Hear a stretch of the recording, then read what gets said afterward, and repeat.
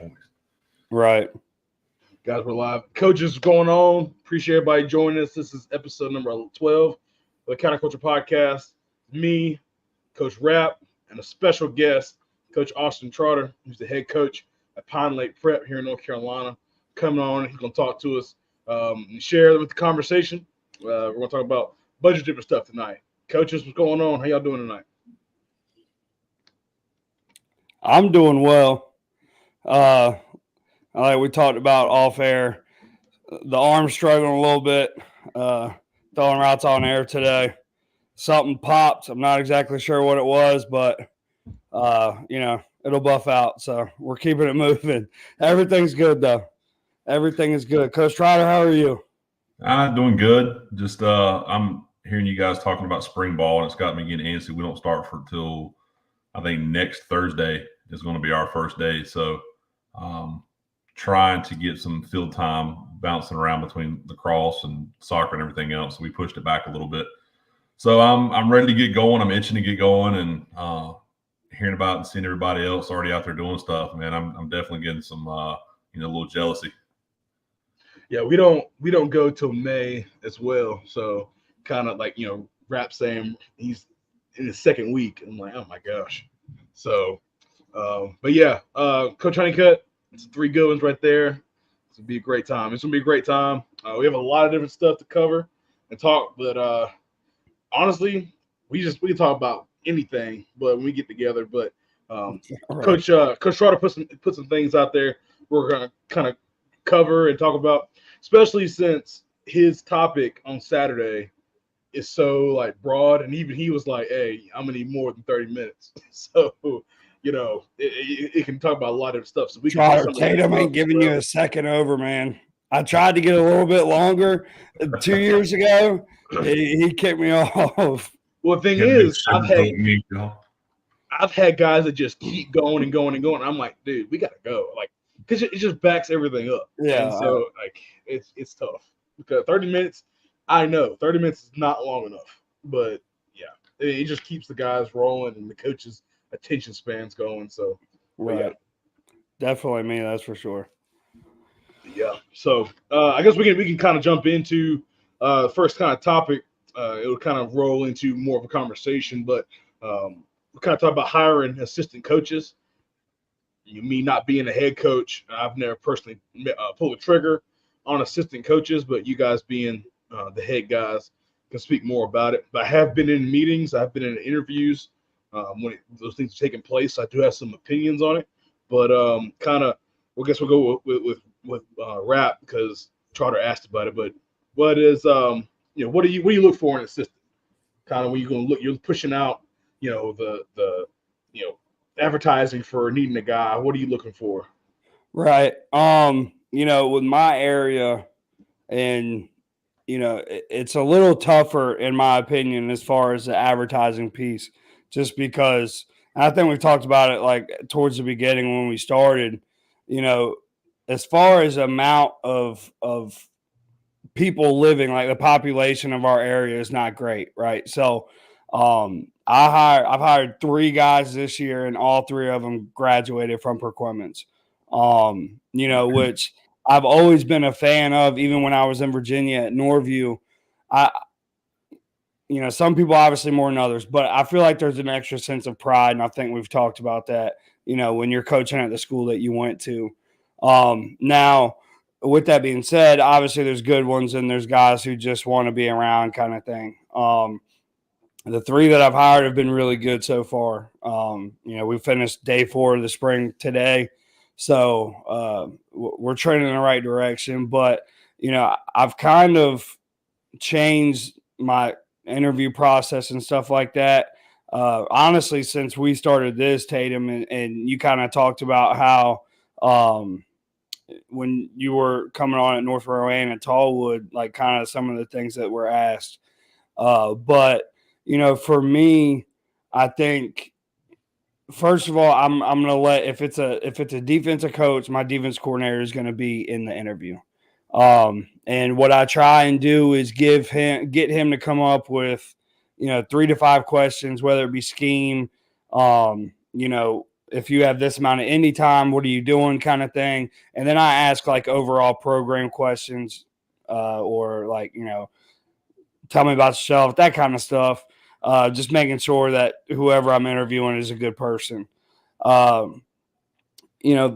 Really with us, like I said, my coaches either know the person who we're interviewing or I know the person who we're interviewing, or it's like a mutual thing. So for the most part, I kind of already know, the background of the coach and all that stuff. But, really the first thing I lead off with now is, why do you want to coach?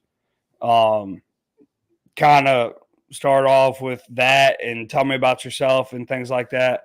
And it's interesting because it's always a different answer. Like some guys will start with, well, when I was 3 years old, I did this. And then the other guys will be like, well, I went to college here, yada, yada, yada, and take it to that. So that's always kind of a cool answer that I get to see how in depth people are going to go about, themselves and things like that. But, that's really been the biggest thing for me is if it's, coordinators, it's just me. I call the offense. So with my defense coordinator, it was just me and him. But as far as position coaches and things like that, I want my defensive coordinator to be as comfortable as possible with the guys that we're hiring because he's going to, be more involved with them than I am.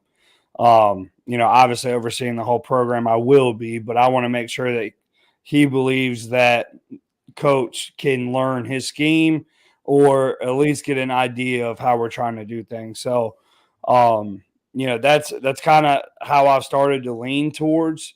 I would say before at Norview, when I was at Pacomas the first time, earlier on in my coaching career, it was more like a getting to know you when you got the job kind of thing. But that's come back to bite me a little bit in certain situations. So trying to be more thorough with, not necessarily our interview process, but how we screen guys to come coach with us. So, but yeah, I mean, we've had pretty good luck when it comes to hiring new guys and guys that fit what we do. Guys who want to be around kids, leaders of men, guys who take a lot of pride in what they do. Coach. So I was sitting here, kind of threw the topic out there, kind of want to kind of get everybody else's kind of take on it. Obviously hiring coordinators is a little bit different than hiring a position coach, assistant coach. There's a little bit more goes into that because that guy's going to have more responsibility. I'm the same way. I'm OC as well. So my D coordinator, I tell him, look, you're the head coach of the defense. All right. I'm not going to micromanage you as long as things are going the way that we need to. I'm not going to sit there and try to run it. That's what I hired you for. So again, I kind of let them do that. As far as assistant coaches go, I went back and looked. So I got my head coaching job here 2019.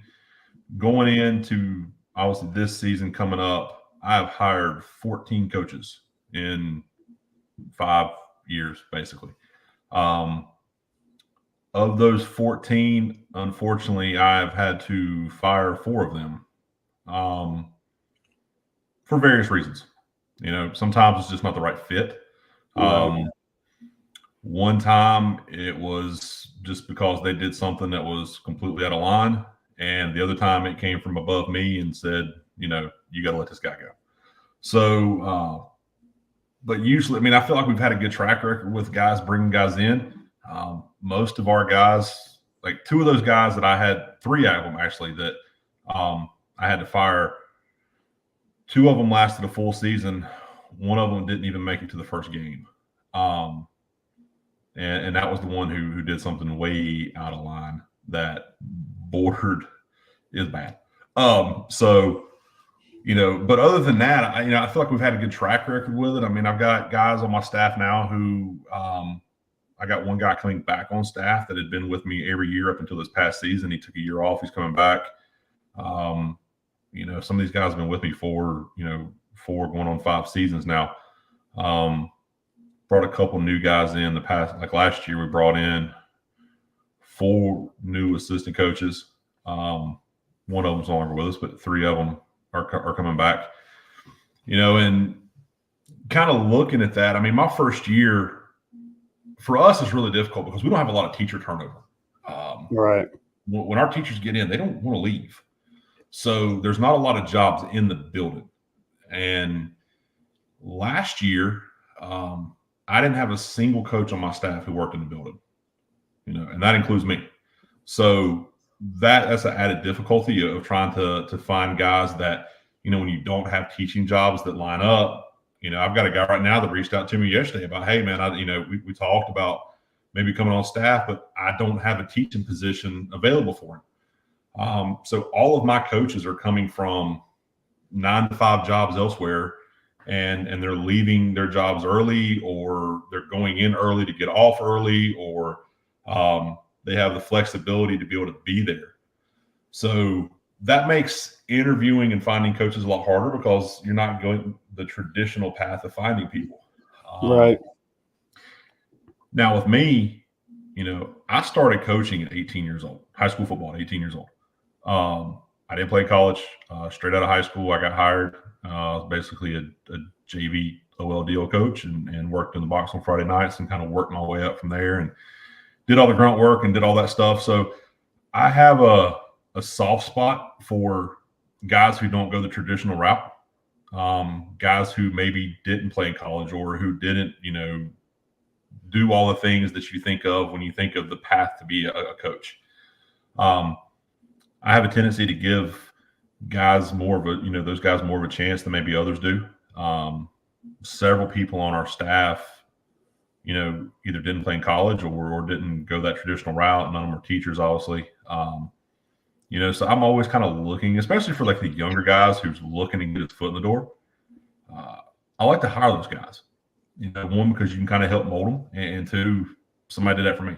So, but when it comes to hiring them,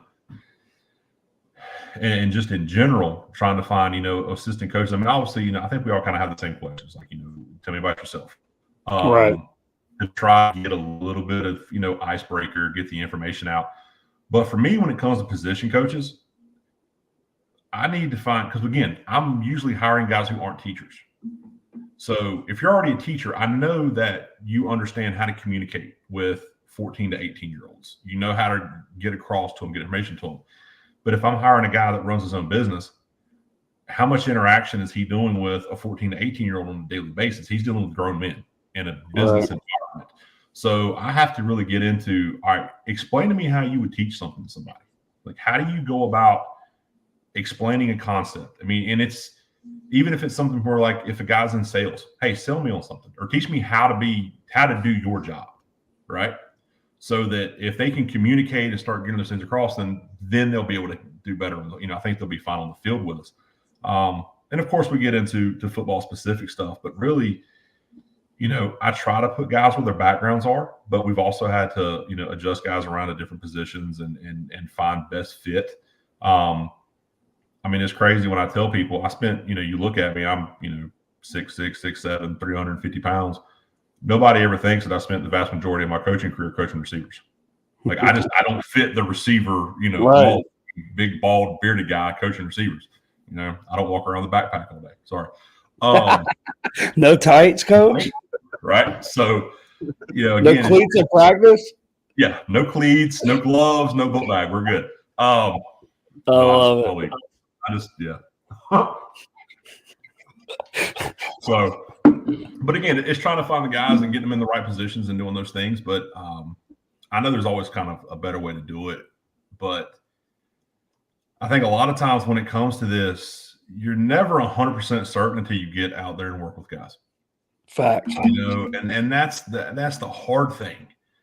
I mean, my very first year, I hired a guy to be my D coordinator based upon the recommendation of another coach who is somewhat, well respected in the area. I hired him, and the conversation that I said, hey man, I'm going to hire you to be my D coordinator, is the last time that I spoke to that guy. Literally, I said, hey man, you're hired. Hey, that's great news. I ain't talked to him since. Yeah, I didn't even count him in the list. I should have put him on the list. That should be 15 in another one. Shortest tenure ever. Never called me back after I hired him. Wow. Yeah, and then the other guy that I hired that year lasted 1 year. It just wasn't the right fit, but I was kind of scrambling and I was trying to find somebody, and I was even like, man, do I try to coordinate both? Do I put somebody else to run the offense? I'll go do the defense. This guy kind of fell in my lap a little bit. Should have went with my gut, but I was kind of desperate because I had 4 assistant coaches that year, counting him. That was it. That was my staff. So we were all doubled up on positions, and it wasn't a great situation. But and then I promoted from within after that, and had the same guy for a number of years, and then had a new guy last year, and then I'm actually going to be on my 4th D coordinator in 6 seasons going into this year. So, yes, so Tatum, I know like you haven't been on this side of the table, but honestly, I think come looking or listening to a guy who has been in those interview process lately, what's stuff that as an assistant coach, if somebody looking to get an assistant coaching job, like, okay, hey, if he asked me these things, like that, those are really good questions.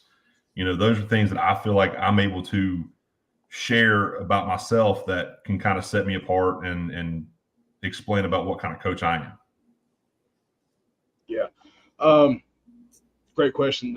My biggest thing is, everywhere I've ever been, the biggest issue is either finding coaches or finding guys that can pass a background check or find somebody that's legally able to be around your kids. So that's step one. If you have that, you pretty much can get a job. You can get a coaching job as long as you can be around kids. I always go into kind of my background. I didn't really, I played like I had a sip of coffee at Gardner Webb, enough to not even play. Kind of was just there, and then worked as a student assistant. So I kind of have a little bit of that same background as you. I didn't actually play a snap in college, so I have that kind of mentality of, hey, I want to be a teacher instead of being this great athlete that I'm just trying to show everybody what I did and trying to get you to follow me, which can happen sometimes. Being in the interview, like you said, being a teacher, you kind of assume that guys can teach, and that's usually the way it does go. But I think teaching football or teaching a technique, it's more of a, instead of teaching content, like, hey, this is a math problem, or hey, this is grammar, or whatever have you, is more of teaching the concept and then go. Whereas on the field, we're trying to get guys to bend the right way, trying to get them to line up the right way. We're trying to get them to understand a complex play that has 11 moving parts at the same time. And so I think teaching football or just coaching in general, teaching your sport can be different. And so best interview that I've ever been in was when I was at Tallwood at Virginia Beach. And I've told Raph this story. I've said it on the podcast. Like, Coach Keppel legit had me, like, out of nowhere. He's like, teach me. I love this story. I think it was a double team or down block. It's one of them. It was like, act like I'm an idiot. I am a 14-year-old freshman that has never played football before. Get me to down block. And I'm like, all right. So me, I'm gonna show you. Let's do it all together. I'm a hands-on guy. So I stood up. I got the head coach to stand up, and I was like, come over here and let's use this chair. I did the whole McNally thing. Let's block this chair. And so I literally on the table. I didn't get on the table. I had a birthday party, but literally I was like, worked on hand placement, where my head was, body position, all those things I'm working on down block. And I feel like I just went over and above on something that we might consider now simple, teaching the down block. And I went over and above and try to show that I really cared. Like, I went to the millionth degree to show I can show all these details, and I just want to show my detail. And I think that's really big for head coaches, especially for young guys. Can you be detailed? Can you worry about the little things instead of trying to overreach for, oh, I want to be a coordinator, I want to be a head coach one day. Well, no, let's coach it. Let's coach it one technique inside your position. Right. Let's be the head coach of your position. Let's take it one step at a time. So I think that was really big, being able to show that I can be detailed oriented. And then I think the next thing is kind of being able to do the dirty work, the jobs that nobody wants to do. I wouldn't say this is a job nobody wants to do, but equipment. I love doing equipment. Don't know why. Like, I've always grown up working on my truck. Working on small engines with my dad. Like, I just working with tools. I just always have. So working with equipment is comfortable for me. But some guys, they have no idea how to fit pads. They have no idea like how to sort, any part you need for a helmet to strip it and put it together, and keep up with a lot of stuff inventory wise. So I love doing that stuff, and so I think those things can kind of set you apart with you. Yeah. Hey, I take pride in this. I take pride in lining that field.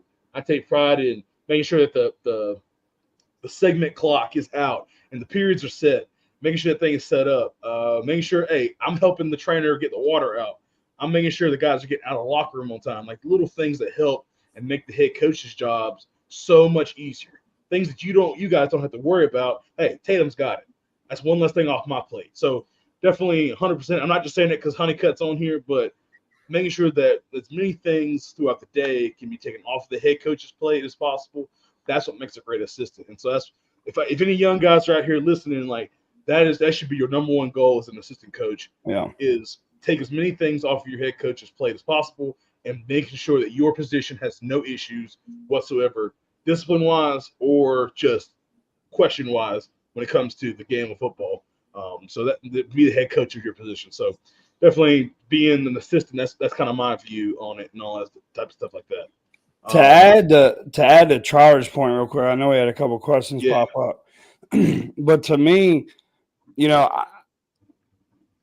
what they say about assuming. And I think, me, especially early on and really up until the last couple of years, I always assumed because I was that assistant, I assumed that everybody was like the don't worry, coach, I got it kind of guy.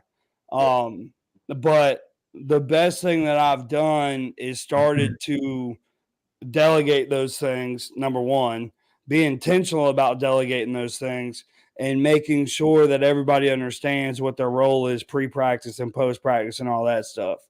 But that's one of those things, like Trotter said, that you really don't know what's going to happen until you get out there.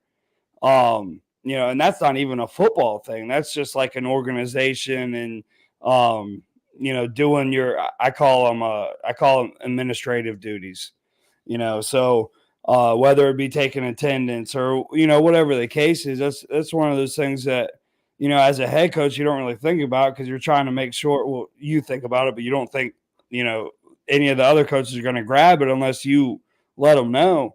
But that's one of the things that I've made sure that I'm intentional about is making sure everybody knows their role, not just in coaching, but all the other things that go with it. And I will say this before we get to Coach's question. Honeycutt, I'm telling you, you better hold on to him real tight because I'm looking for a way to get him.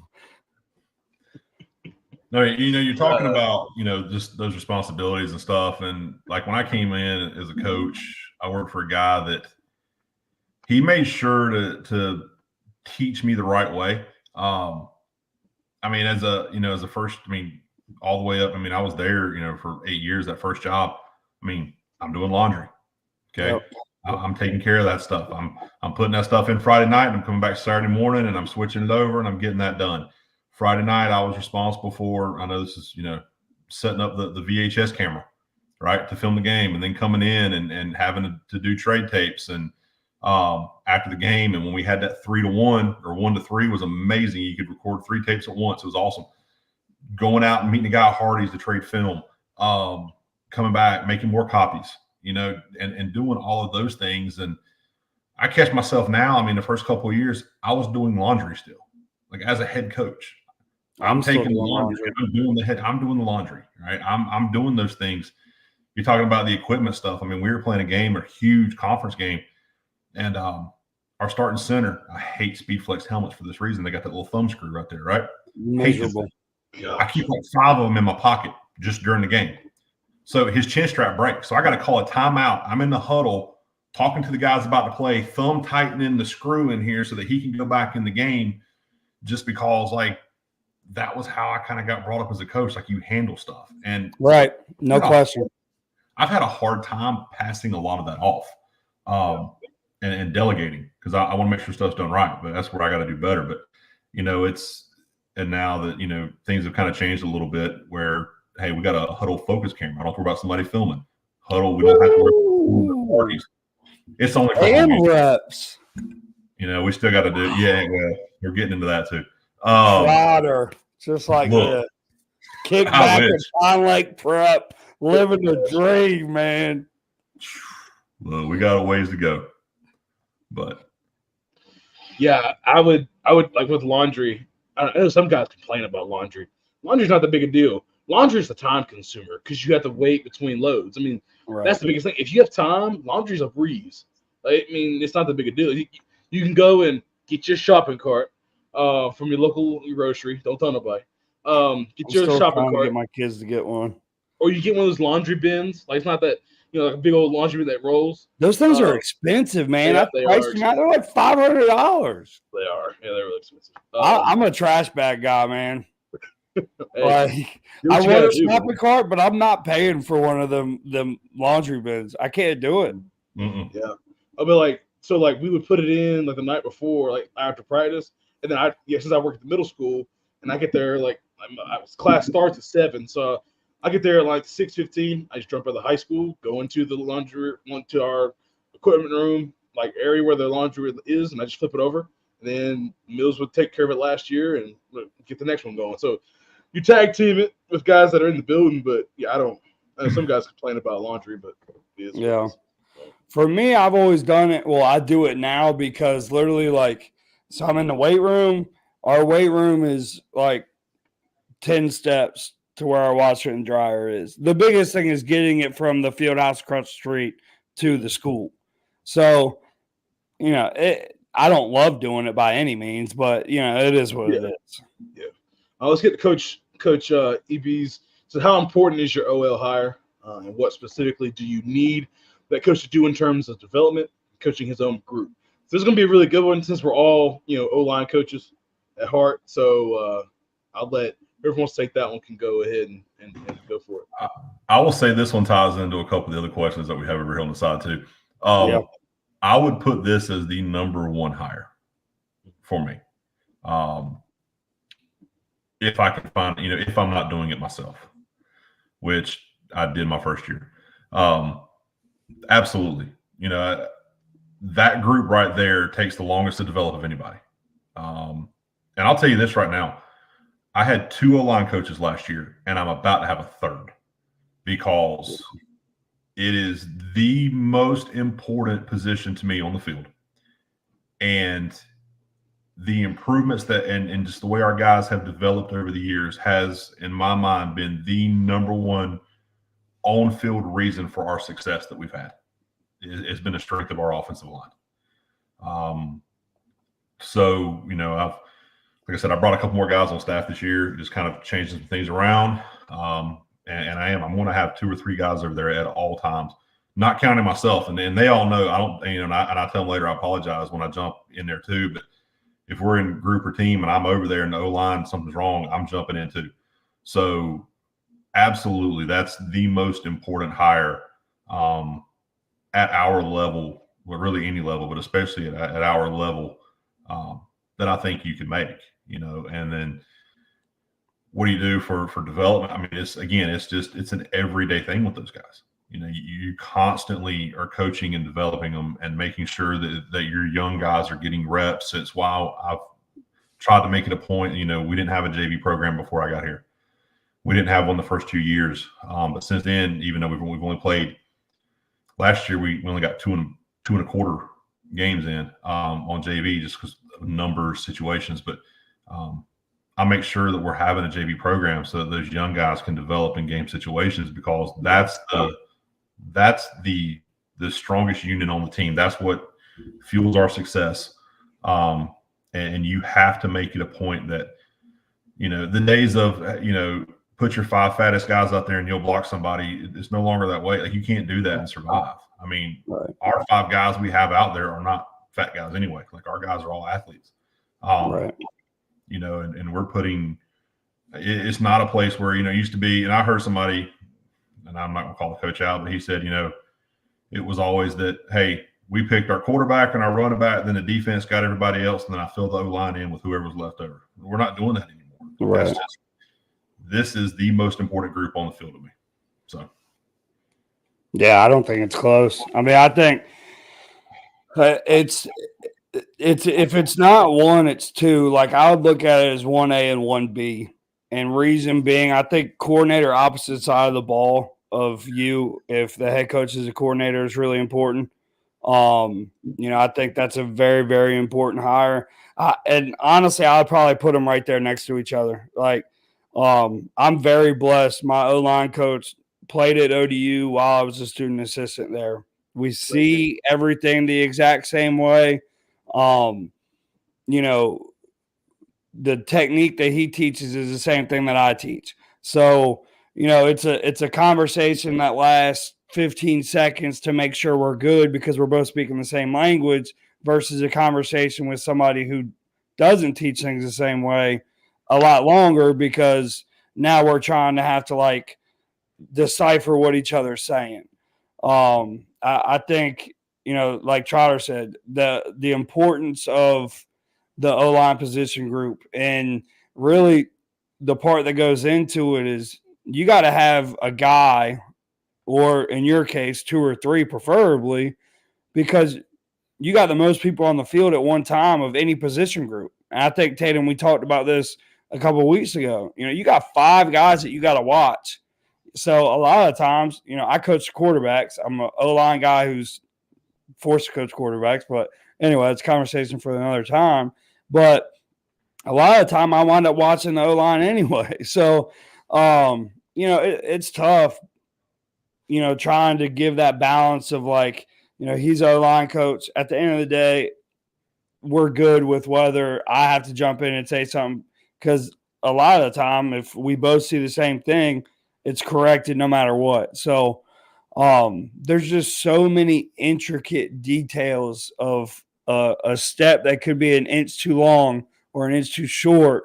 And now that you miss a block and we got problems. So, as far as development and coaching the position group, if you're coaching, I think you get with the coordinator or the head coach and figure out exactly how they want it taught.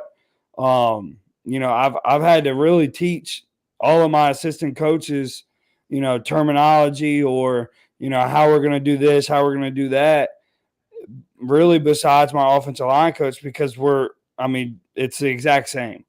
And that has saved me so much time and, so much energy to where I can really not even have to worry about the O-line. Honestly, I'm going to because I'm an O-line guy, and sometimes I get bored watching, quarterbacks and running backs and receivers run around. But, the offensive line position and the guy who's coaching your O-line has got to be very, very detailed. But at the same time, they got to put toughness into kids who aren't always tough.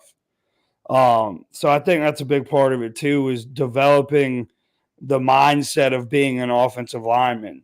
And like I said, I can't say enough about my guy. I'm going to shout out my guy, Coach TJ down there too, who said good afternoon. I'm anywhere I went in the country, if I could take Tyler Burns, my O-line coach, I'm doing it. Yeah. We'll kind of put these together because Honeycutt said, the 3 most important hires, and y'all can kind of jump on the 3 as well. Obviously, it's going to be the most important, so it's kind of echoing what they said. It's just the 2 positions I think that can get you beat is offensive line. If they're not very good, you're not going to be going anywhere. And DBs, you'll get beat. If your DBs can't understand scheme or they can't have proper technique, they're getting run by, or they're not have their eyes in the right spot, or they're in man, their eyes are in the backfield, or vice versa. You're going to be striking up the band on the opposite side a lot. So you better have a guy that can coach some DBs up. And that's what I've always been told. But I guess for me, my 3, and I guess maybe it could be more for bigger programs or whatever, but it's always been offensive line, DBs, and a strength guy. Most head coaches, they're the strength coaches in the building. But I think, again, taking something off of your plate as a head coach, if you have a guy that's a strength coach, and I've seen programs that have one that don't, I feel like the head coach is a little bit more happy, and I feel like the guy sometimes the kids are a little bit stronger because it's a guy that can put 100% of his focus into that strength program, and it's a different voice than the head coach getting on them in the weight room. And I feel like that's great for development for them as well. So I guess I would say OL, DBs, and the strength guy. But yeah, the coordinator opposite of you as well, it is very important. Yeah. Yeah, I mean, I was going to say OL, obviously, and then you said the coordinator opposite. Because again, that guy's like the head coach of his side of the ball. Right. So he's got to be able to be somebody that is organized, that can have his coaches doing what he needs to do on that side of the ball, so that I don't have to micromanage it, so that I don't have to spend my time focusing on it. I mean, in years past, I've just been our scout O coach, just throwing stuff off the wall a lot of my times and stuff, just so that I'm not that guy that's standing over his shoulder. Why are we doing this or why are we doing that?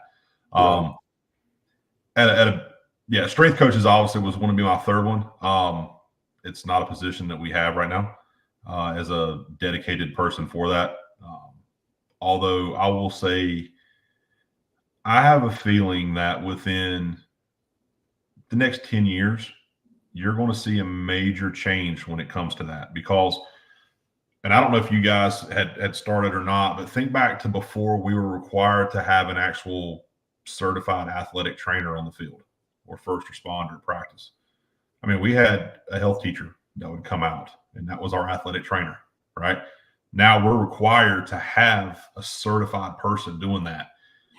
I really believe within the next 10 years, you're going to see some changes come about to where you have to have someone with some type of certifications in the weight room running that for all sports and during the school and teaching those courses, teaching weight training during the day.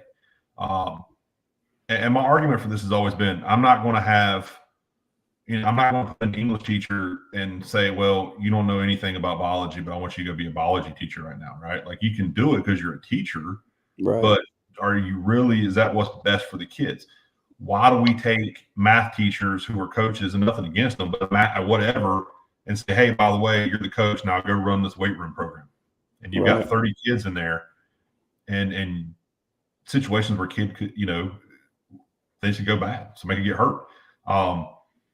So I think that's what I think there's going to be, and I know I kind of went off on a little left turn here, but I think that's how important I think that position is that I think there needs to be more focus put on that because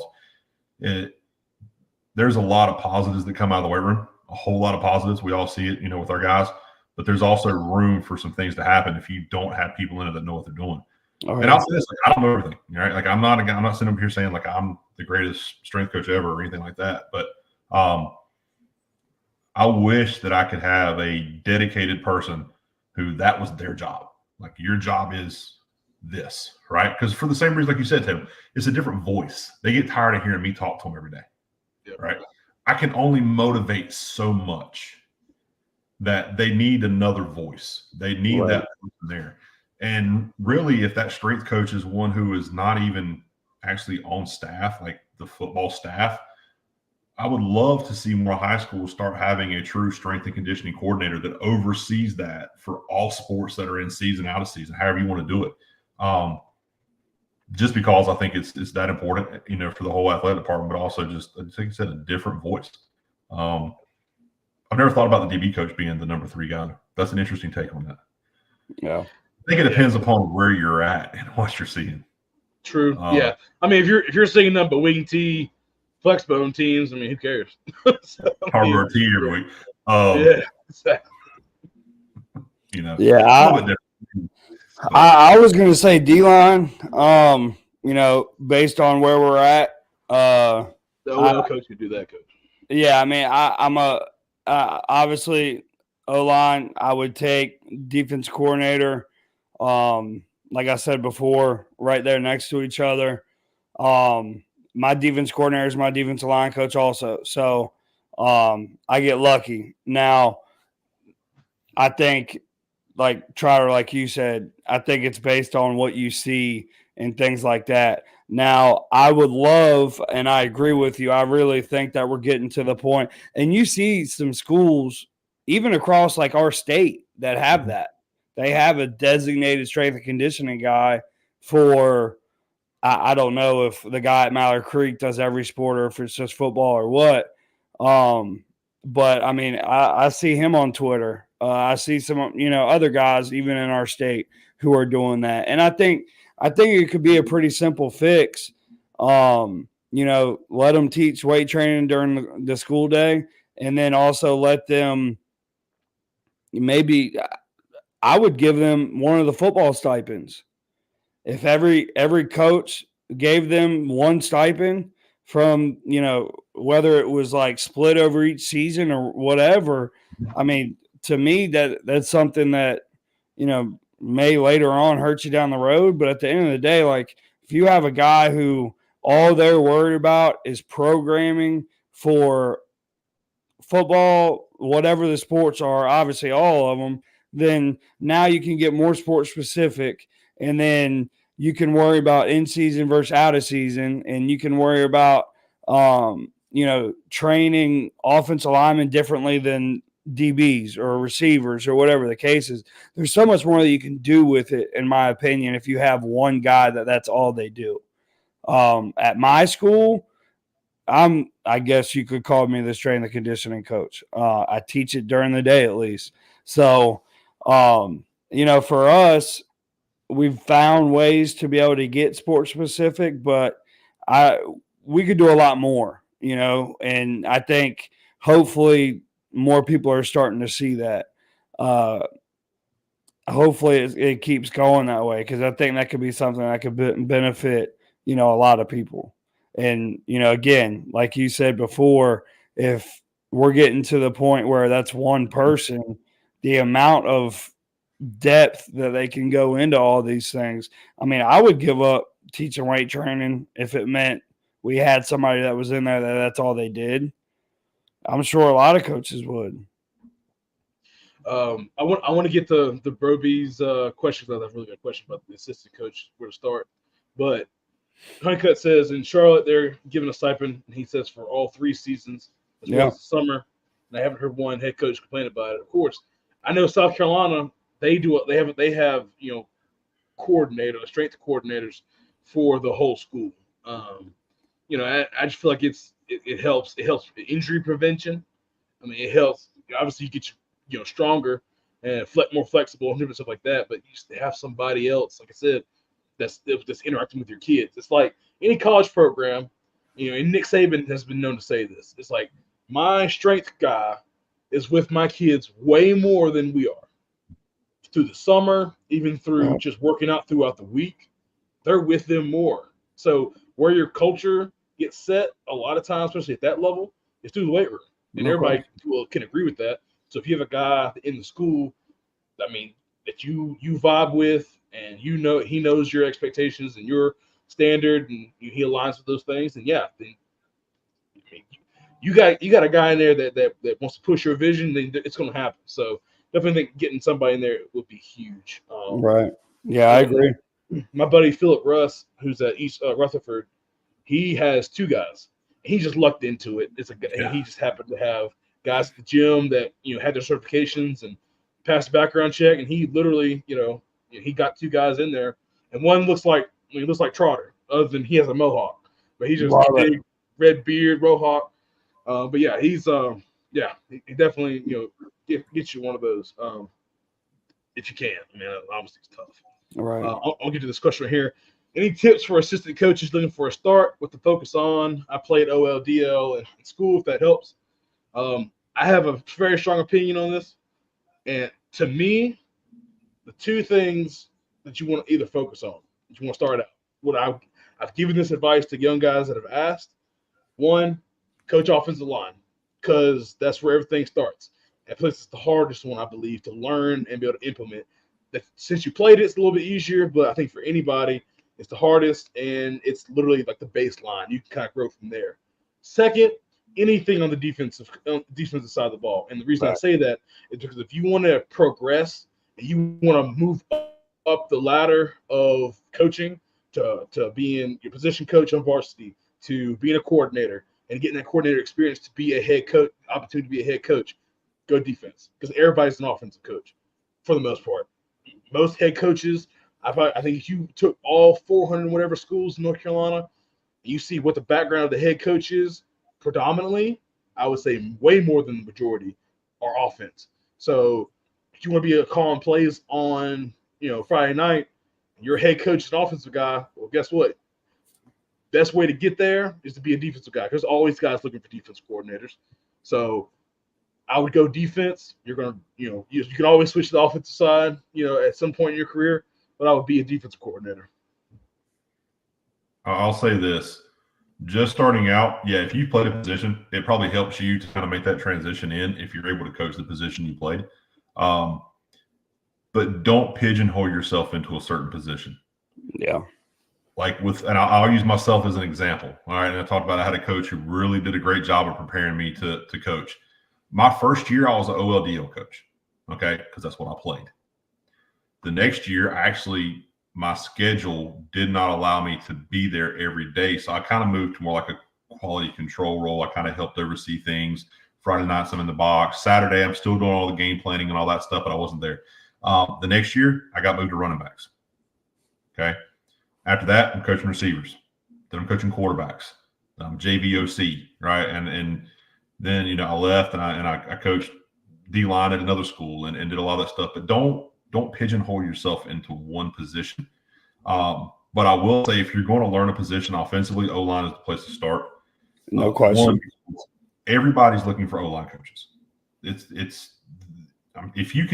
you are a good O-line coach, you will always have a job.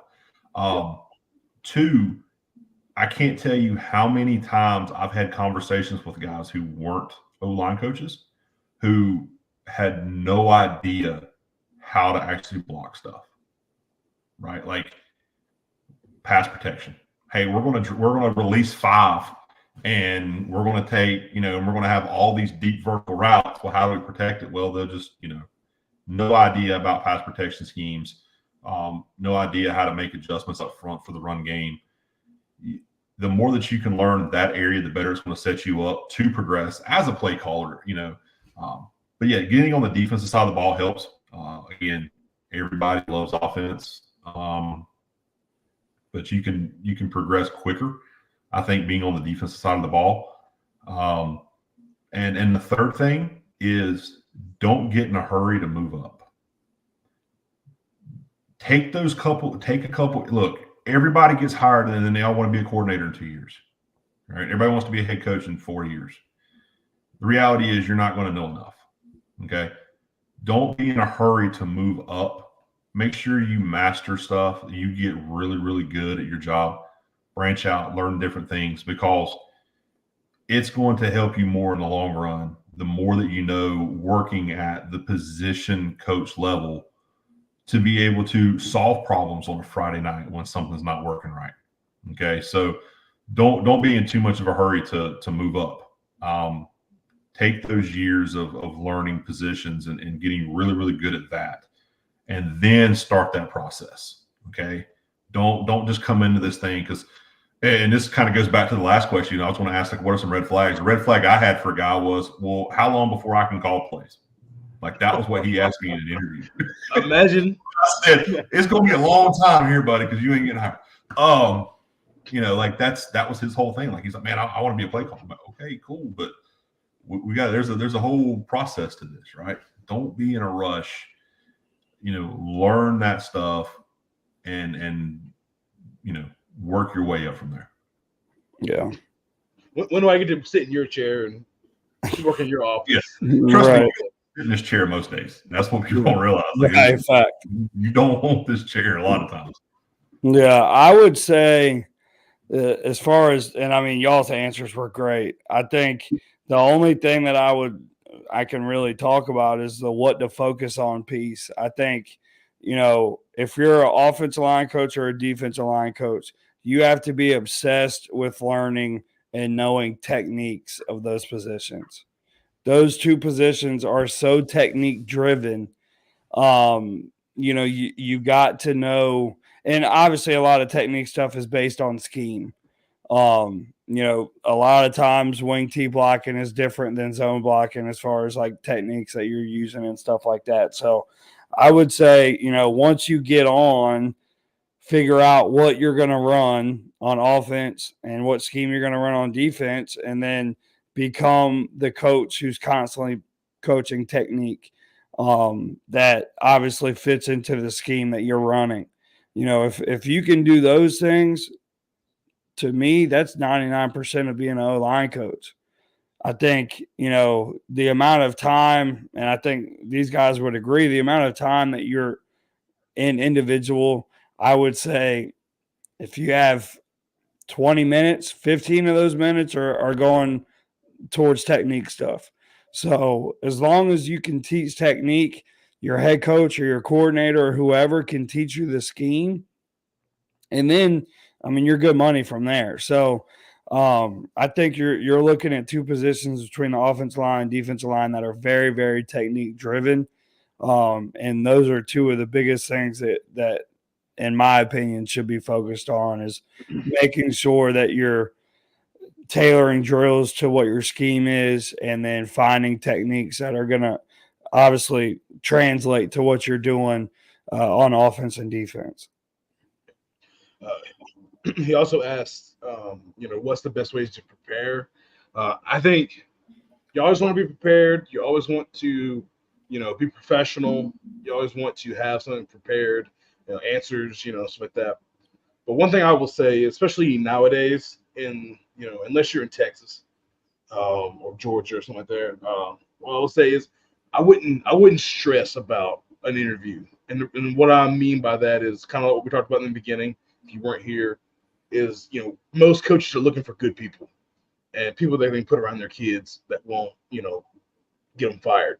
Right. So I wouldn't stress too much about it. So because most coaches will tell you, I can't teach you how to be a good person. I can teach you all the ball that you need to know. I can teach you all these techniques and all these drills and schemes with that, but I can't teach you how to be a good person and have character. So I guess one huge thing is make sure that you have, everything you're doing what you're supposed to do. You're not doing anything outside of, in the streets, the kids would say, to be, catching a charge and like that, and they're going to shut you down, and be a good person. But coach will teach you what you need to know. It just depends. More often than not, I've been in interviews where we've asked some scheme things just to kind of get a baseline. And then we're not trying to ask you to win the ball game, on 4th and 7, with no time left. Like, we're not trying to get you to get a stop on the goal line. Like, right. We want to know, hey, what's your baseline knowledge? Do you know there's between zone and gap? Do you know some quick game versus drop back? Do you know, your coverages, stunts, blitzes, stuff like that? What's your baseline so we have something to work off of? If you know absolutely nothing, you might not be necessarily the first call, but if you know a little bit, then you can kind of see where you fit. And most coaches can kind of they can kind of be molded into what we do on offensive, defensive, or special teams. Right. But sometimes if you've been doing defense a certain way and we kind of do a different defense another certain way, you might not be a fit necessarily right away. So you need some things, you need to clarify some things. Or if it's an older guy, hey, maybe he lives and dies by these certain things. We don't do those things. Can he adjust? So it's a whole bunch of stuff. So you seem like a young guy, so you don't really have habits that need to be broken. So I guess kind of just prepare. What was told to me was you need to know, especially an offensive line guy, know your favorite play, know how to block it against any front, and know how to teach it. That was my biggest thing. So if it's counter, okay, you need to be able to block counter against even, odd, bear, stack, whatever it is, be able to talk about it. Then you got to be a guru about it and be like, oh, this is what I would do here and this. And if this guy comes down or RPO, no, just, hey, these are our rules and this is what I would teach. And, just be basic with it and don't be stressed out about it at the end of the day, I don't think.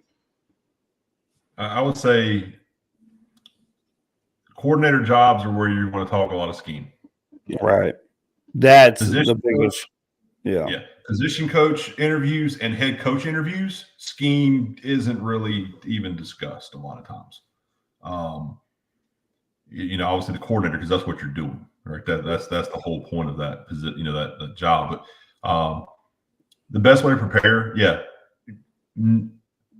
don't go in there and lie or try to make it sound like you know more than you do. Don't be the guy that knows everything, because none of us do, and they'll see through it. I can't stand those guys. It just drives me nuts. Like, be the guy that's humble and wants to learn. Like, every single year. Okay, I've been doing this for 20 years, right? I started coaching in 2002. And every single offseason, I find something that I don't know schematically, and I go learn about it, right? Like, I dive head on into it, okay? Just to learn new stuff, because I don't know everything, okay? So don't go into an interview thinking that you do, and that's going to be the wrong thing. The other thing I will say this is, do something to set yourself apart. Like, do something that makes me remember you, okay? In a lot of ways, like, I think a lot of people go into interviews completely blind to the team that they're interviewing for. Like, they've done no research whatsoever on the team. Okay. They couldn't tell you the type of schemes they run. They couldn't tell you their record. They couldn't tell you who you play. They just saw an ad on Max Preps that I need a coach, and I'm going to email the coach here and say, hey, I'd like to come coach for you. Or they saw something on Twitter that I'm looking for somebody, and know absolutely nothing about us. I can't tell you the number of times that I've had people call me or text me or email me wanting to interview for a job, thinking that we're a post grad or that we're something because our has preparatory in our name. Okay, they haven't done the baseline research on the job to realize that we're a K-12 charter school. So that right there, if you can't take 2 minutes to research the school that you're applying for, that tells me what I need to know about you, and how serious you're taking this interview, and how much time are you really putting into this, or are you just shotgun blasting as many coaches as you can to try to see what sticks, right? They're as bad as some of the kids out here. It's facts. Don't even get into the number of Twitter DMs that I get about, hey, I would love to come play at your school. So, just do a little bit of research. What was their record last year? Everything's online. You can find huddle clips of whatever the type of stuff we run to get an idea of our offense. Are we an under center wing T team? Are we a spread team? What do we do? Okay. Research it a little bit before you go in there, because now I'll know that it meant enough to you that you took the time to do that. Yep. And that right there will set you head and shoulders above 90% of the candidates that I interview for a job, because you took the time to put a little bit of work in before you came into the interview. What I'll say before wrap goes real quick, Coach, if they do look you up and they go year to year looking at your offense, they won't know what the heck to talk about. So. Hey, we'll talk about it Saturday. Don't worry, we'll go over. Yeah. Yep. Like y'all said, I don't know for a position coach job if there necessarily is a way to prepare. Obviously you want to be prepared to speak about yourself. You want to be able to speak about, your experience in high school football or, whatever level. But I think when it comes to position coach jobs, in my opinion, you're selling yourself as a person, not necessarily as a coach. Yes, experience as a coach helps. Experience at a position helps. All that stuff is great. But I want to make sure that, number one, you're loyal. You're not going to go and talk to the kids about how Coach Rapp is this and that because he did this and that, or coaches for that matter. And number two, that you're going to take care of the kids that are in our program. Those are the biggest things for me is, being able to be genuine about your love of young people, your love of the game, and how you want to learn and progress as a coach. And I don't necessarily mean progress as in like become a coordinator than a head coach. How are you going to progress to get better and better at what you're doing? To me, those are the biggest things. Like I said, I don't know if there necessarily is a way to prepare. But when it comes to coordinator stuff, I want to see how you're going to line up to certain things. I want to see if we get this. I haven't interviewed for a offense coordinator in a while, obviously, but from defensive coordinators, when I interviewed my guy who I've had since I've been at Percormans, how are you going to line up to this team? What are some non-negotiables for the position coaches on your side of the ball? Those kind of like management things, as well as how you're going to, what's the word? How you're going to form the scheme of what our defense is going to be. Because, if you have a scheme that you're most comfortable with and it's a fit for our kids and a fit for the teams that we play, I'm going to let you run that scheme because you know it. I'm not going to say like, oh, well, you have to be a 3-3 stat guy because I'm a 3-3 stat guy. No, I want you to be able to make adjustments and feel comfortable with what you're calling on Friday night. So as long as like it's not like, I don't know, split 6 or something like that, and we're playing spread teams, I'm good. Let's do it. So that to answer the question, it really depends on what you're interviewing for, what position you're interviewing for.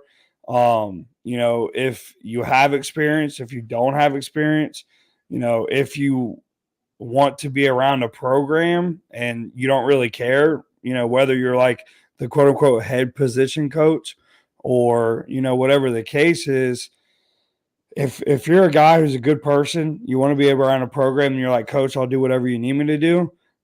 9 times out of 10, I'm hiring you because I need somebody to run the clock of practice. I need somebody to fly the drone during team so we can film. I need somebody to, make sure the practice field. I need all those things. So, if you go in and you're like, coach, I will do whatever you need me to do. I want a shot. I've played this. I'm going to, if it's okay, I want to stay around those guys to learn more about it. If you need me to do anything else, let me know. Done. Yeah. I mean, that's the reality of it. If you take that humble approach to the extent of I'll do whatever you need me to do, I mean, I don't know if there's a better answer to, whatever. I think that's just about as good as it is because I think, like Trotter said before, obviously, some coaches want to progress to be a head coach. Some coaches want to just be the best that they can be at their position. I'm perfectly fine with either one. We're going to go to clinics. I'm going to introduce you to people. I'm going to help you to become whatever kind of coach you want. But if all you want to do is be the best at coaching offensive line, then I'm going to help you get there. So it's the other things as a position coach for me that I want to make sure that you're going to do. I don't want you to be the DB coach and you have cones left all over the practice field because you did this drill that took 80 cones and, at the end of practice, you walk off the field and everybody else is left to pick up your 80 cones. So, organization, management, willingness to help with the non-football things, the administrative things like I talked about earlier. I think that's the best way that you can, again, like Trotter said, start to set yourself apart. Not just say, hey, I'll do whatever you need me to do, but actually like literally do whatever the head coach needs you to do. That goes a long way, in my opinion. Being, not being – Pearson used to say this all the time. Don't beat the kids to the cars. Stay around. Stick around. Right. Help out. See what you can do. Maybe a kid needs a ride home, or maybe, hey, we need to talk about practice, or whatever it may be. Don't beat the kids to the cars. So that's huge. Now, I think some people have jobs afterwards and stuff like that. That's fine. But if you're just going home to sit at the house, the rest of us like to do that too. So, if we all can be collective in this, then we can all get out of here decent. So that was some things we used to talk about. This one's really interesting. My boy, Coach Woodward. And this one, I can kind of attribute it to, I guess, y'all, because I think I've asked y'all this question before, too. It's like, when do you know you're ready to be a head coach? And I think it kind of can be put to a coordinator for a position coach as well. When will I know I'm ready to be a coordinator? When did y'all maybe know that you're ready to be a coordinator, or when did you guys know, hey, I want to do this for sure? I want to call plays, or I just want to be able to coordinate an offense or defense. When was that aha moment for you? For me, I think to know that you're ready to be a coordinator is to have a great understanding of whatever scheme you prefer, whether it's defense and you've coached under a defense coordinator who's a 4-2-5 guy. You have to know how to coach DBs. You have to know how to coach linebackers. You have to know how to coach D-line. Because if you're a coordinator who doesn't coach a position, for example, obviously that doesn't happen very often in high school, but just to make it easy, if you're a coordinator that doesn't know how to coach a position and you're typically a DB guy, but your D-line coach can't come that day, who's coaching the D-line? So you have to be able to be, in my opinion, proficient in every single position on your side of the ball. Offense, same thing. If you're a receiver guy predominantly and your offensive line coach can't come to practice that day, then you need to be able to coach our line. I think that's something that obviously you're going to be more comfortable in certain things and all that, but you have to be able to coach every single position. And that way it helps you make adjustments also, because blocking schemes, or whatever the case is. I think that's a big part about it. But then also, and I think it's something that may get overlooked, is you have to be able to manage men, grown adults. You have to be able to manage, as an offensive coordinator, you have to be able to manage your offensive line coach, your quarterback coach, your receiver coach, and your running back coach. They have to believe in what you're saying, number one, or at least fake that they believe in what you're saying. And they have to be able to feel comfortable enough in what you're doing to be able to teach it at a high level to their position. I think those are two of the biggest things. If you feel like that, then I think you're ready right now. I don't know if there necessarily is any way that you can get ready for calling plays on Friday night. Confidence, I guess, is a big one. If you're confident in what you're doing, if you know your scheme well enough, then you're ready to call plays on Friday night or, Saturday or whatever the case is. But I don't know if there's necessarily like you wake up one day or you leave practice one day and you're like, all right, today's the day. I know I can do it. You kind of get thrown in the fire, for lack of a better way to say it. And you just got to keep it rolling the best you can and pick it up when you mess up. You're going to mess up. The first year I was a head coach, I thought it was 4th down and it was actually 3rd down. And I sent a punt team out there and I had to run them back and call a timeout. And it was bad, but it happens. So, I don't know if there necessarily is like a glowing, shining moment where you're like, all right, it's time. I'll say this with it. If you have a JV program, being a JV coordinator first is great. So Absolutely. Just a little bit of what happened with me. So my 3rd year, okay, I'm 20 years old. Remember, I started coaching, young. Week 3, I believe it was, our JV head coach / JV offensive coordinator had been trying to fake it till they make it during the season. And it became pretty obvious that he did not have a clue as to what we were doing. And the players had actually gone to the head coach and were like, this just is bad. Like, it's constantly confusion. Like, we don't know what's going on. And so on a Monday after practice, I guess he made the decision, because come Tuesday, I was now the JV offensive coordinator. Nice. During the middle of the season, middle of the week. And you want to talk about getting thrown in the fire. Right.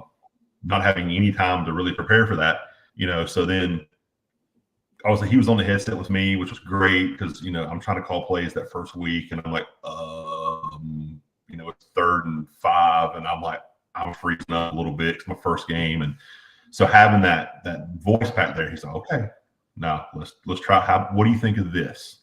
Not saying, hey, call this play, but Right. trying to give a little bit of that. So I would grow as a coordinator, learning those things.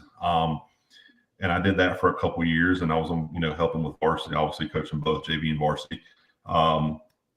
And he did the same thing to me in a worse situation with varsity. So we're playing our crosstown rival, which I was at the normal at the time. We were playing Mooresville. Had never beat them.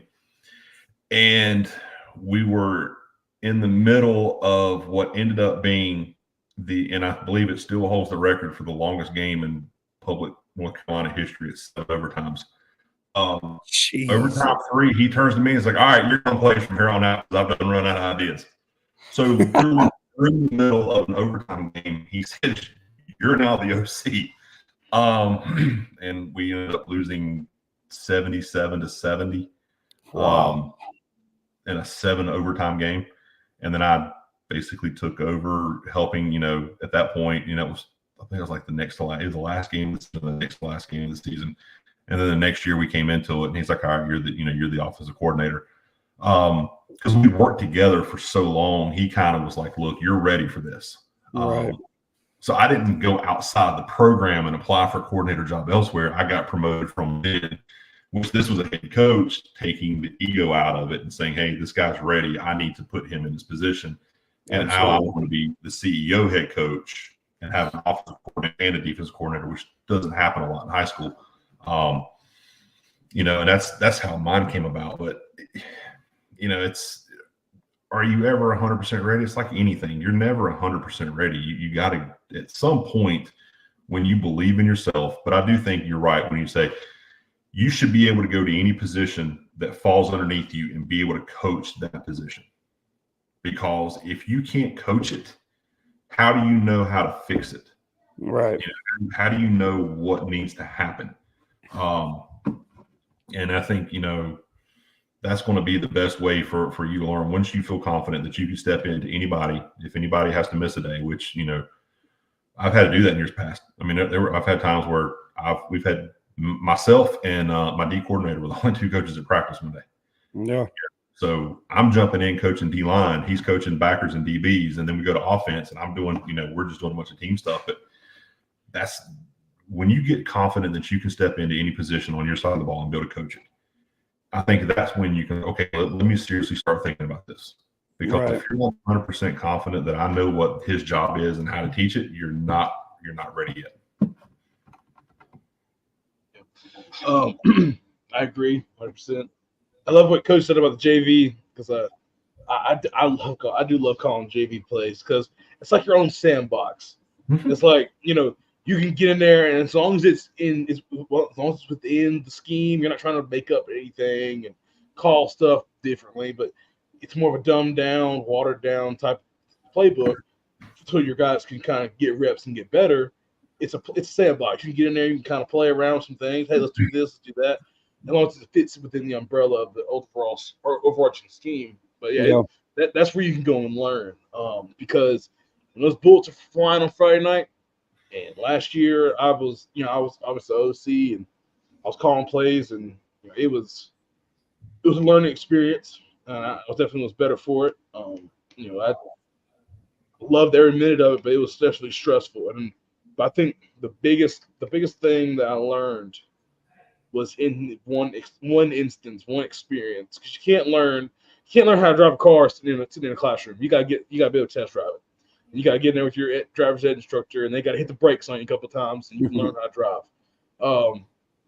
But calling plays, and we played McMichael, and I called the wrong formation for the play.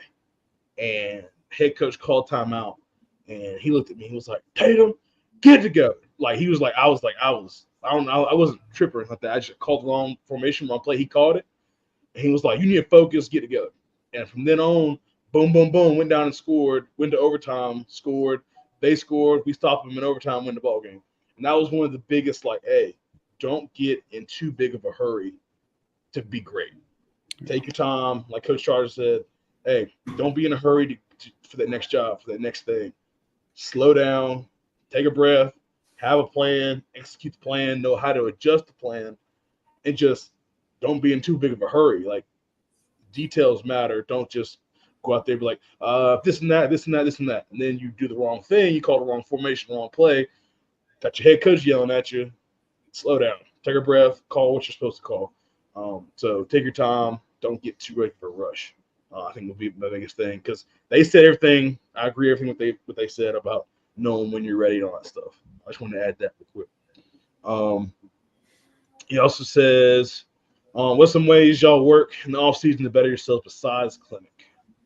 Good question. To tie that into your last question, Coach Woodward, I think you prepare as if you're the offense coordinator, defense coordinator in the offseason. One thing that I do is I go back and I self-scout us on our bye week and then in the offseason as well. So if you go and you self-scout, your defense, he's a DB coach, right, Coach Tatum? I think so.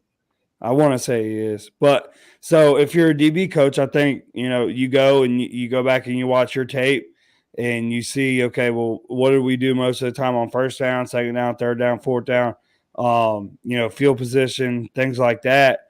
And you take a dive into, what your coordinator's doing. And you have conversations with him about, maybe why or, whatever the case is, he called what he called. And then you start looking at offenses also. And you say, okay, well, what would be the perfect call against this play or, whatever the case is. So, I think I think clinics, obviously you said besides clinic, but I think that's a big one. I think, I read a lot of books in the off season. I try and read 2 books every off season, one on some kind of scheme and one's on some kind of like leadership motivation type stuff. So I try to do that. I've stuck with it the last however long I've been doing this. So just finding ways to make yourself better. Asking coaches that may come to your school if you're working in the school building to draw some stuff up or talk about scheme with them. Things like that. And then getting with coordinators, whether it's yours or coordinators at a different school and learning different ways to do things. I know that kind of falls under the clinic category, but one-on-one with guys who will really break down what they do or what you may want to do if you are a coordinator are big things that can help you as well. I'll say this about it because, like I said, I kind of touched on it a little bit. I try to learn something new schematically every off season, and the reason is because while I may not run the flex bone, I may not run whatever the scheme is that I'm learning, West Coast or whatever. There are always bits and pieces about the way that they attack certain things or things that they do that you can steal and incorporate into what you do. One of the most successful things we've done the past couple of years is what we call our heavy tag. And I stole it from the Flexbone guys, right? I modified it a little bit to fit what we do, but I stole it from them. And it's been a huge adjustment for us on the way that we can do things. Different plays here and there, different ways of doing things. But I will say this too, and this goes back to my comment about not pigeonholing yourself. Don't pigeonhole yourself on one side of the ball. Learn what those guys on the other side are doing.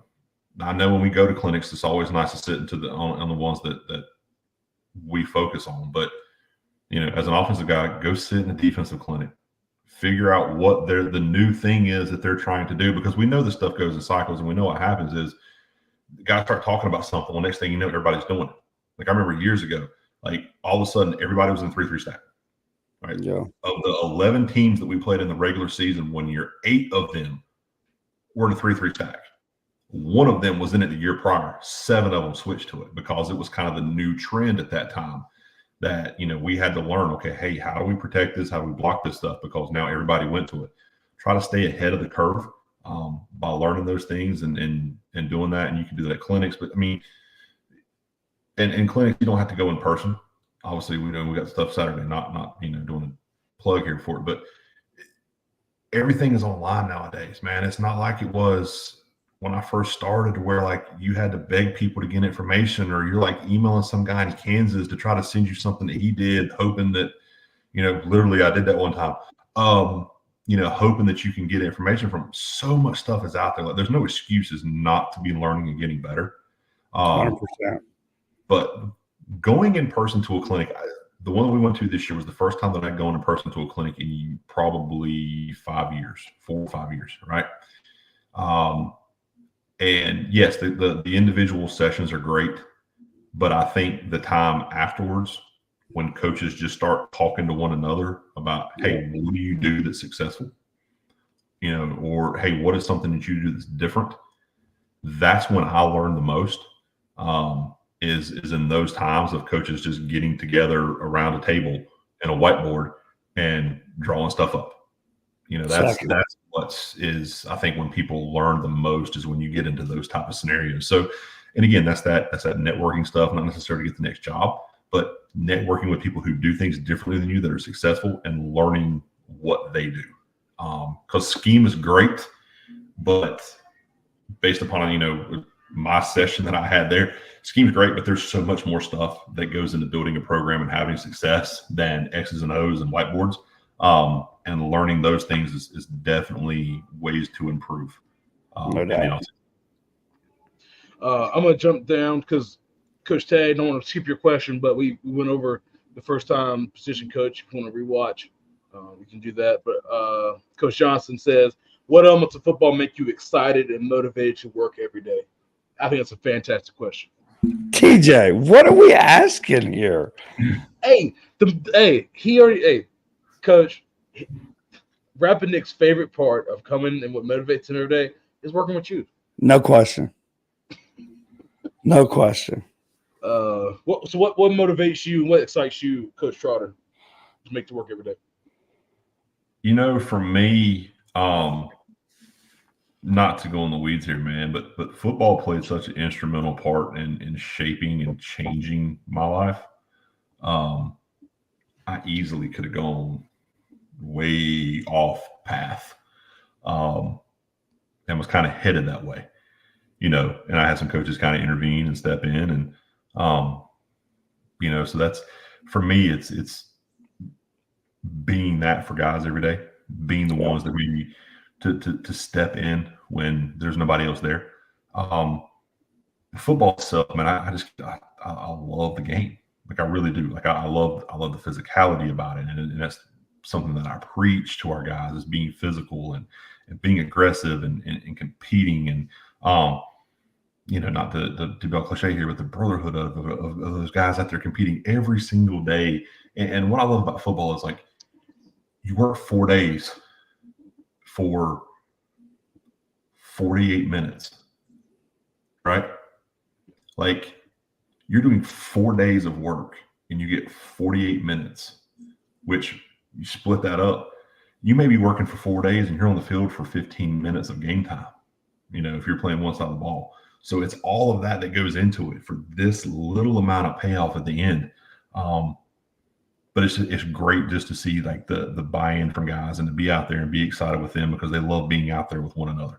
They love being out there with their coaches and competing and getting after it every day, whether it's those first couple weeks in August that are just grinding by and you're just ready to hit somebody wearing something different than you, or it's late in the season and you're nicked up and guys are banged up, but it's still trying to get out there every day and get better.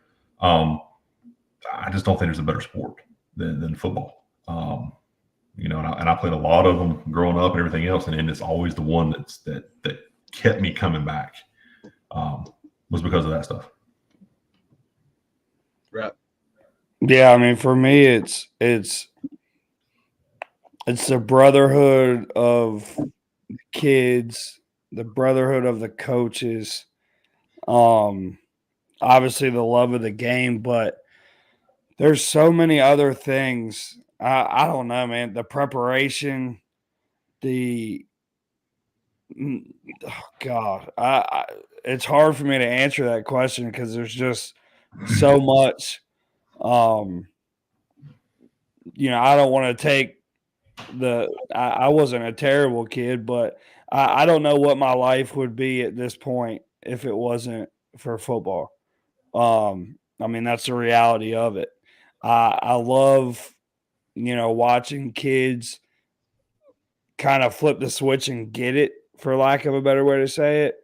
I love watching kids who haven't been football guys in the past. We have a kid I talked to y'all before we started who's been a basketball guy who looks really, really good right now at our spring ball stuff. So, there's so much to it that, the jokes and the having fun with the kids and having fun with the coaches and working towards something that's very difficult to achieve and possibly never getting there, but doing it together. And there's so much to it that doesn't even like scrape the surface or touch any kind of X's or O's or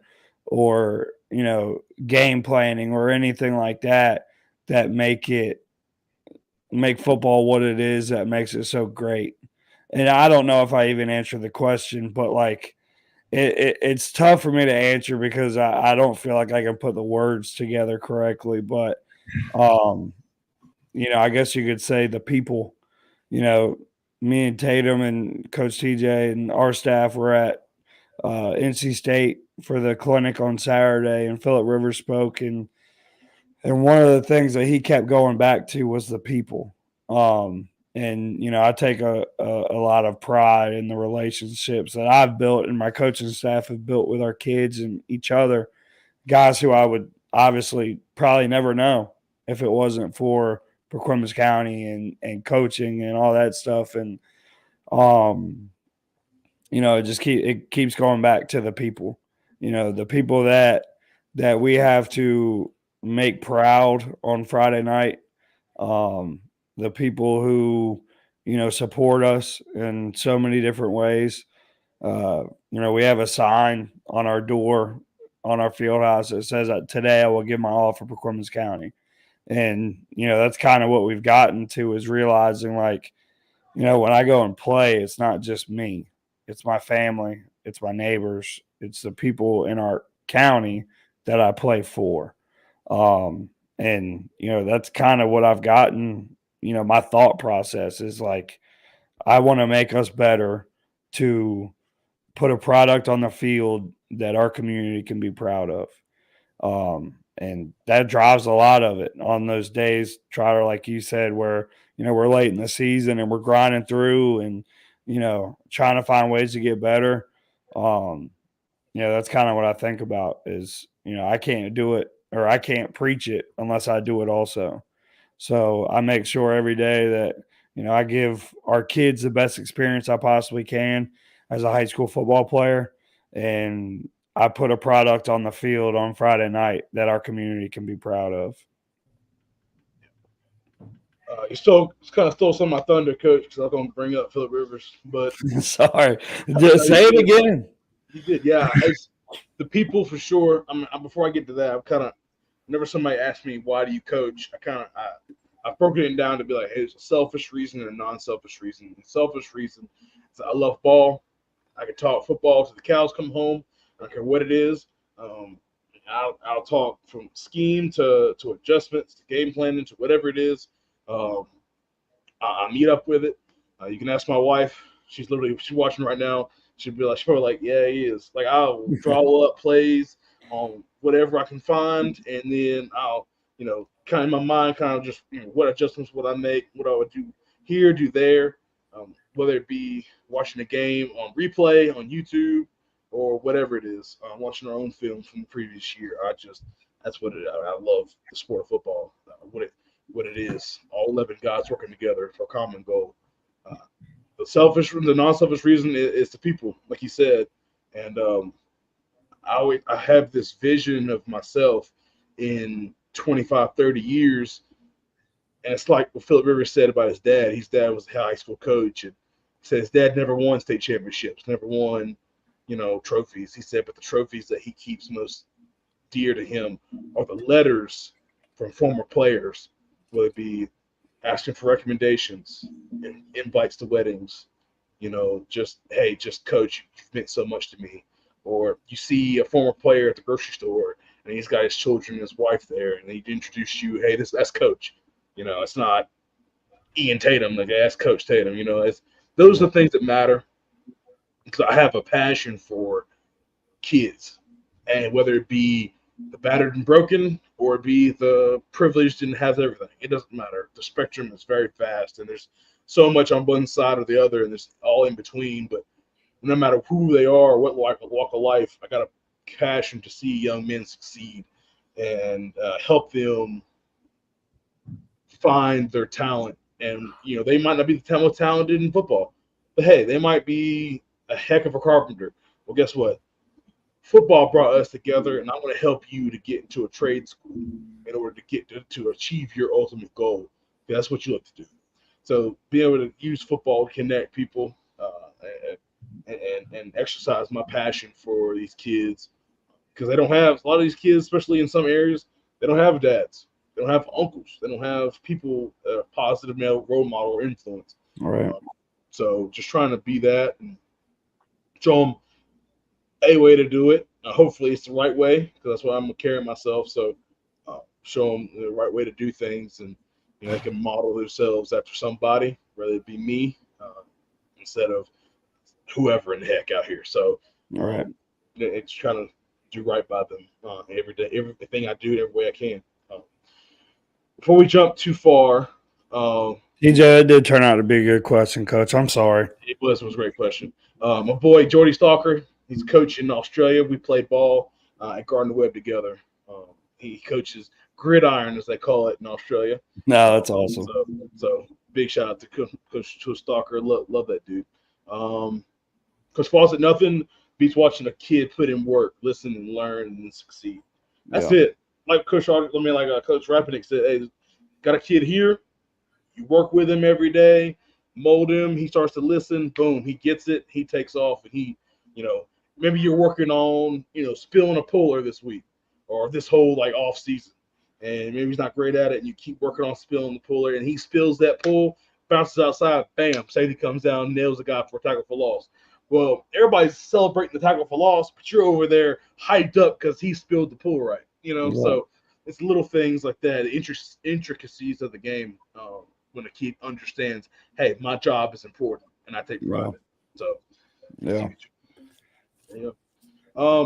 before we hop off, I got to do my question of the week. Favorite part of the podcast. And I was kind of thinking about this one, and it's a good question, I think, but I don't necessarily have an answer for it. I've been trying to wrap my brain around it. I'd love to hear what you guys have to say. What was one of the worst trips, like a vacation or road trip or just wherever, was one of the worst trips you've ever been on? Like, and you can get detail, like what happened or anything like that, but dude, what's like one of the worst trips you've ever been on? Charlie, you want to go first? You want me to? I'm sitting here thinking, because I got a couple, and I'm like, I don't know if I want to put that out there. We have one with a lot of family drama. I'm trying to think, man, worst trip. You want me to go first? Yeah, go ahead, because I got to try to sort this one out. Okay. I don't have a worst trip, but I do have a worst part of a trip. So for a while, my family took a family vacation recently. We went to Montana 2 years ago. We went to the Bahamas last year. And the place that we were going in the Bahamas, it wasn't like the main island. It was a smaller one off of it. There was one airport, one what do you call them? Flight agency? Is that what it's called? There was one like airline that flew into it. I can't remember what it was called. So I mean, obviously you're flying over water the entire time there and the entire time back. So I think we flew like from and back to Miami, I want to say. That part's not important. So we get on the airplane to come home. And, you know, obviously it's July because we always go on the first dead period. And it's the Bahamas, pretty toasty. So I step on the airplane and I'm like, yo, this isn't right. It had to have been like 80 something degrees. So I'm like, okay, I'll make it. The flight, I think, was like an hour and a half, maybe 2 hours. So, we grind through the flight. Meanwhile, I'm drenched in sweat by the time we land in Miami. So this airline only had like one terminal, is that what it's called, that they could go up to at the airport. And I guess there was something going on that week, so they had to, or that day, so they had to put like another airplane in that spot. So we got kicked, and we're like driving laps around like the runway and all that stuff for another hour, right? Meanwhile, still sweating my tail off. So we finally get to where like the pilot has said a couple times, he's like, look, like we're next in line. We're going to pull in. Y'all will be good. You get out, yada, yada, yada. So meanwhile, we're still driving laps, waiting. Another 30 minutes goes by. Everybody on the plane is like getting visibly frustrated at this point. My 3-year-old son, obviously, not loving sitting on the airplane. So finally we get to where we're like behind the plane in front of us to go into this terminal, and people are starting to like yell at the flight attendant and stuff like that. Like this is a two seats and 2 seats type airplane. Like they had to go out and spin the propeller to get us going and all that. I don't know if they actually did that, but you get the idea. So people are starting to tell the flight attendant, like, get us off this airplane, because at this point it's getting hotter and hotter. So they have like a little screen in the back, and I'm looking back at the flight attendant lady, and she's drenched in sweat too. And she's been taking around water to people and all this stuff. The water is not cold, mind you. So I look back, and she's like flipping through screens or whatever, and I see at the top, it says cabin temperature. And then under where it says cabin temperature, again, I'm almost positive this is what it said. It said 112 degrees. Is it accurate? I don't know. If you ask me, it was 175. But so, like I said, these people are yelling at the flight attendant, like, get us off this airplane, get us out of here, all this stuff. People are like getting out of their seat, walking towards the like where the pilot is, and knocking on the door trying to get like the pilot to come out. So finally they just open the plane up and push everybody off. And I mean, we walked outside. I stepped, we had to walk down the steps. We didn't have like the thing that they drive out or whatever, and you walk. We walked outside onto the floor, onto the ground. And when I got on the ground, I looked at my phone, and it was 98 degrees outside. So when we got out of the airplane, it was like, wow, this feels great.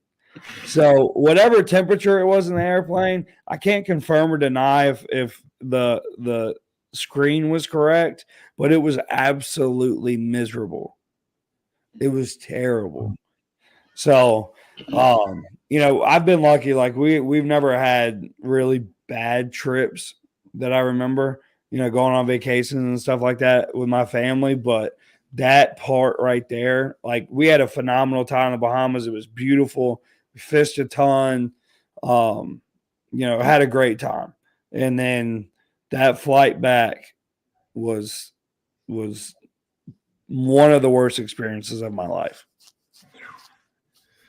All right, so yeah, I can't top that. I mean, I'm not a little guy, obviously, either. So that, Yeah. So this was, gosh, it's been a while. I guess probably, let's see, like 2011. All right, so before my oldest was born. Me and my wife were going on vacation with her family out to the Outer Banks. Never been to the Outer Banks. Was looking forward to it. Driving on the beaches, all that stuff, right? Like all this is super planned. Like, yes, this is gonna be awesome. I break my ankle, like 3 weeks beforehand, whitewater rafting at my best friend's bachelor party. So now I have to go to the beach in a boot. I can't drive because it's my right foot. So there goes me driving on the beach. going out and doing all that stuff. You know, every house at the beach has stairs, like 2 flights to get up, you know, because you got the whole on stilts thing. Oh, yeah. I'm at 320, 30 pounds with crutches. Every time we got to go somewhere, up and down the stairs with a boot. Going to the beach with a boot on is miserable because one, there's no balance trying to put crutches in the sand. You can't do anything. You can't go in the water. You just sit there on the beach while everybody else is doing stuff. You can't get up and you're just miserable. Like, this is awful. Like, completely just, I was sitting here like, yeah, it's going to be a great trip. Nope. I spent most of the time sitting in the house just because it wasn't worth the effort. I'm like, y'all go to the beach. I'll sit here and watch TV and eat food. Have fun. That is brutal. Yeah. Those are great stories, though. I don't know. I've never really had it's been minor things here and there that was like, oh, that sucks, but it wasn't like life changing or anything compared to what y'all did. I think, yeah, I would definitely. It's not the flight attendant's fault, but I'd have been off that plane like that. Oh, that door would have been opened. Yes, I'm forcing the door open. Y'all can just stop and stick right in. I felt bad, but honestly, like there was nobody else. Like the whole poop rolls downhill thing. She experienced that day. Yeah. I don't like hot. I hate it. I hate being hot. I hate sweating. Yeah. So like wintertime, that's my jam. Fall, late fall, wintertime, that's my jam. I can deal with being cold. I hate being hot. Like I love the summertime, like going to the beach or vacation or even like summer workouts, being outside with the guys and we're grinding or we're going to 7-on-7, it's hot. You get to come home, get a cold shower and chill inside. Like that. That's what I'm gonna do. But I hate that. But then they have the nerve to say, hey, we'll give you vouchers for free flights. And everybody's like, we don't want those. We just want to get off this one. Like, we will never fly this airline again. Just give me Spirit of it. I can't remember. Yeah, because that would be some Spirit stuff. It was terrible. Like, literally, she said it while we were like about to get off, and everybody was like, "Why would we want to experience this again?" Yeah, it was terrible. That's hilarious. Yeah. Yeah. Bad vacations. It just sucks because obviously you look forward to it, like you were saying, Charlie. Like, hey, this is gonna be great, dope, whatever. And then, hey, I'm in a boot. Like, that's awful. Like, especially as coaches, we don't have many vacations. So it is especially you get your dead periods. And that's kind of it. You go in the off season and stuff, but. And when this happened was back when I wasn't even coaching. This was back when I was working in the sheriff's office. Okay. So like, you basically got like one vacation the entire year. Yeah. And that was that week. And yeah, there went my vacation. That's great. That's a good question. Well, I think, we've been going for an hour and 45. I would have loved to have gotten to the base scheme stuff. With the questions steadily rolling in, and all three of us, we can talk. So definitely, I will have to do it again. I definitely hit that, but I know Coach Charters will be talking about a lot of that stuff we would have hit with the base scheme stuff and being able to be multiple year to year. He's going to be speaking on Saturday at the clinic. Make sure you come and you stay tuned for hearing him. And we can always get together and do another video. He can talk for 4 hours if you want to. Shoot, I don't care. As long as he's got breath, we can get it. But yeah, none of this rap, right? Awesome. Do what? None of this though, right? Yeah. None of that. No. None of that. Whatever else you want, but none of that. Put on a counter and I guess you call it zone, but it's not even zone really. Like I don't even like it. It's do it, but it's a bastardized version, I guess is the best way to put it. So yeah, we'll definitely touch on some of that stuff, but make sure, guys, if you are not signed up, make sure you hit me with the DM, get locked in for the clinic on Saturday. It's going to be really, really good. We got a whole bunch of stuff planned with different topics, all types of coaches on different levels, all the way from, just high school to, different, college guys. Again, and then tomorrow night, I'm talking to Coach Hickman. If you don't know Coach Hickman, he's a longtime high school coach, longtime college coach. He's DC at Anderson University. We're talking about scheme and everything you ever want to know about defensive football, which is huge for me, being an offensive guy. So come join us tomorrow night, 8 o'clock. We'll be doing that. So appreciate everybody coming on for watching. But Coach Trotter, you got anything for the folk before we leave? Nah, man, appreciate you having me on. As always, it's fun being on this side of the table, I guess, as opposed to just typing in comments like usual. Moving to Tuesday, let me do it this week instead of having volleyball on Thursday night. So we're good to go there. Let's go 1-0 this week, Trotter. Hey, we got to. Last week was rough, man. So we dropped to 2-2 now. So see what happens Saturday. Yeah, I plan on being at the CFI showcase. Are you gonna be there? Yeah, I'm gonna be working I'm working with D-line in the morning session, and then hanging out a little bit until I gotta head out to get to our volleyball game. Watch some of those skill guys compete in the afternoon. So I'll be out there. I'll just be hanging out. Probably come watch you, Coach D-line. But yeah, I'll be out there just hanging out. But Coach Rapp, another podcast down. This is number 12. Dirty Dozen. 12. We're in there, man. We're cruising right along. Yeah, man. Love it. Favorite episode so far. Yeah, mine too. I'm not just saying that because Trotter's on here. It's on me, man. I know. That's what it is. No question. Yeah. Trotter, the reason that we had to move it because I'm going, two buddies of mine just moved back to North Carolina, one from Memphis, one from Fort Worth.